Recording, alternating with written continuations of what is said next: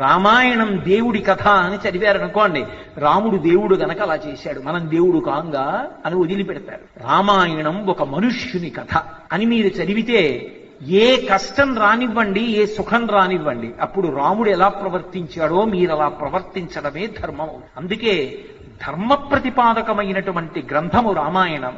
రామాయణము ఎంత కాలము ప్రవచనము చెయ్యబడుతుందో, రామాయణము ప్రజలు ఎంత కాలము చదువుతారో, రామాయణం ఇళ్లల్లో ఎంత కాలం ఉంటుందో, రామాయణానికి పువ్వు వేసి ఎంతకాలం నమస్కరిస్తారో, రామాయణం పిల్లల చేత చదివిస్తారో, రామ కథ చెబుతారో, రామనామం చెప్పిస్తారో, రామనామం వ్రాయిస్తారో, అంతకాలము జాతి యందు మనుష్యత్వము మిగులుతుంది.